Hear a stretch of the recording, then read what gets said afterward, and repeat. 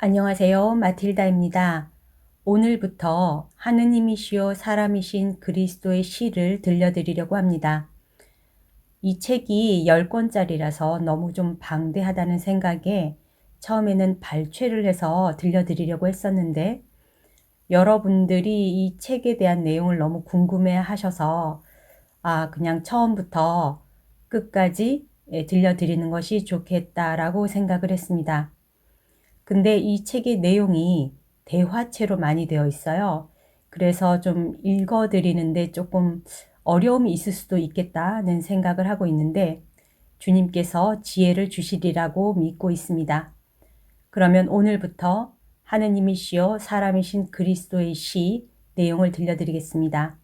이 책은 예수님께서 마리아 발도르따를 통해 2000년 전 예수님의 생애를 직접 계시와 환시로 받아쓰게 한 책입니다. 책 소개 및 저자에 대해서 궁금하신 분은 이 동영상 아래에 링크를 걸어 드릴 테니까 참고하시기 바랍니다. 복음 준비 1장 마리아를 아버지의 둘째 자녀라고 부를 수 있다. 한처음 천지가 창조되기 전부터 말씀이 계셨다. 말씀은 하느님과 함께 계셨고 하느님과 똑같은 분이셨다. 말씀은 한처음 천지가 창조되기 전부터 하느님과 함께 계셨다. 모든 것은 말씀을 통하여 생겨났고 이 말씀 없이 생겨난 것은 하나도 없다.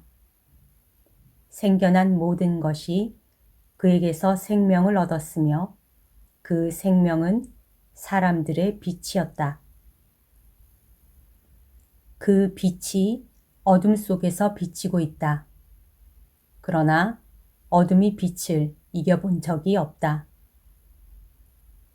하느님께서 보내신 사람이 있었는데 그의 이름은 요한이었다. 그는 그 빛을 증언하러 왔다. 모든 사람으로 하여금 자기 증언을 듣고 믿게 하려고 온 것이다. 그는 빛이 아니라 다만 그 빛을 증언하러 왔을 따름이다. 말씀이 곧 참 빛이었다. 그 빛이 이 세상에 와서 모든 사람을 비추고 있었다. 말씀이 세상에 계셨고 세상이 이 말씀을 통하여 생겨났는데도 세상은 그분을 알아보지 못하였다. 그분이 자기 나라에 오셨지만 백성들은 그분을 맞아주지 않았다. 그러나 그분을 맞아들이고 믿는 사람들에게는 하느님의 자녀가 되는 특권을 주셨다. 그들은 혈육으로나 육정으로나 사람의 욕망으로 난 것이 아니라 하느님에게서 난 것이다. 말씀이 사람이 되셔서 우리와 함께 계셨는데 우리는 그분의 영광을 보았다. 그것은 외아들이 아버지에게서 받은 영광이었다. 그분에게는 은총과 진리가 충만하였다.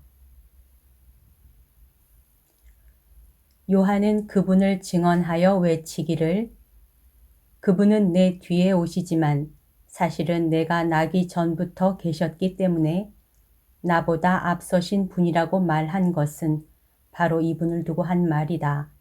라고 하였다. 우리는 모두 그분에게서 넘치는 은총을 받고 또 받았다. 모세에게서는 율법을 받았지만 예수 그리스도에게서는 은총과 진리를 받았다.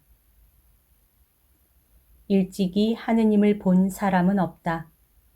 그런데 아버지의 품 안에 계신 외아들로서 하느님과 똑같으신 그분이 하느님을 알려주셨다.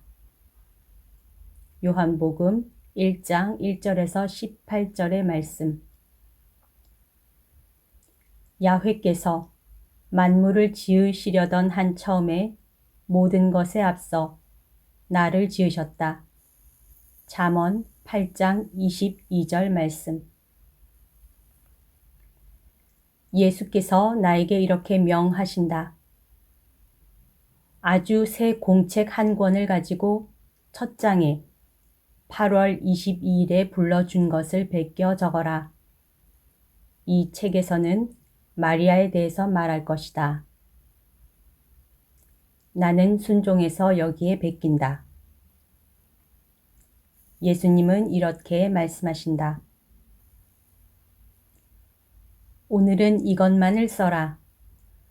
순결의 가치는 그 어디에도 포함될 수 없는 그분을 한 인간의 태에 지닐 수 있을 만큼 매우 엄청난 것이다. 그 여자는 하느님께로부터 창조된 피조물이 가질 수 있는 순결 중에서 가장 위대하고 절대적인 순결을 가지고 있었기 때문이다. 지극히 거룩하신 삼위일체께서 당신의 절대적인 완전함을 가지고 그곳에 내려오셔서 새 위와 더불어 거기에 머무르시고 당신의 무한하신 존재를 그 작은 공간에 가두시며 당신의 모든 특징을 가지고 나타나셨다. 그렇다고 해도 동정녀의 사랑과 하느님의 뜻이 그 공간을 넓혀 하늘이 되게까지 하셨으므로 삼위일체께서는 조금도 작아지지 않으셨다. 즉, 아버지께서는 당신에게 합당하고 당신을 완전히 닮은 딸을 가지셨으므로 창조주로서 여섯째 날의 당신의 일을 새롭게 하셨다. 하느님의 흔적이 마리아에게 얼마나 선명했는지 오직 아버지의 맏아들만이 그보다 더 높은 정도였을 뿐이었다. 마리아는 완전함을 받아서 그것을 보존할 줄 알았고 하느님의 정배이며 어머니이고 하늘의 모후라는 자격이 있었기에 마리아를 아버지의 둘째 자녀라고 부를 수 있으며 마리아는 성부의 아들 다음으로 둘째 자리에 있고 하느님께서 영원히 그에게 만족을 느끼시기 때문에 하느님의 생각 안에서도 둘째 자리에 있다. 성자는 마리아에게도 아들이므로 아직 그의 태중에서 자라고 있는 배아에 지나지 않을 때에도 은총의 신비로 자기의 진리와 지혜를 그에게 가르쳤다. 성령께서는 앞당겨진 성령 강림으로 연장된 성령 강림으로 즉 사랑한 그 여인 안에서의 사랑으로 사람들과 그 여인의 태중의 아들을 위한 위로로 거룩한 이를 낳은 모성의 성화로 사람들 가운데 나타나셨다. 하느님께서는 구속의 기원의 시작이 되는 새롭고 완전한 형태로 사람들에게 나타나시기 위하여 당신의 옥좌로 하늘의 별도 강력한 군주의 궁궐도 택하지 않으셨다. 하느님께서는 천사들의 날개에 당신 발을 들여놓고자 하지도 않으셨다. 그분은 티 없는 태를 원하신 것이다. 하와도 티 없는 몸으로 창조되었었다. 그러나 그는 스스로 타락하기를 원하였다. 하와는 깨끗한 세상에 있었었다.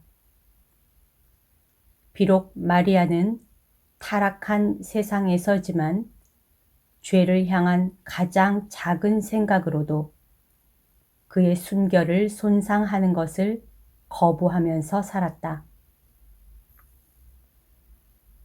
마리아는 죄악의 존재를 알고 있다. 죄악의 여러 가지 모습을 보았고 하느님을 죽이는 가장 소름 끼치는 죄악의 모습까지도 보았다. 그러나 마리아가 죄를 안 것은 그것들을 속죄하기 위해서였고, 죄인들을 영원히 불쌍히 여기고 그들의 구속을 위하여 기도하는 여인이 되기 위해서였다. 이 생각은 너와 다른 많은 사람을 격려하기 위하여 너에게 전하여 줄 다른 거룩한 현실들에 대한 안내가 될 것이다. 오늘은 여기까지 읽어드리겠습니다. 다음에 또 이어서 들려드릴게요. 오늘 하루도 서로 사랑하는 하루 보내세요. 사랑합니다. 축복합니다.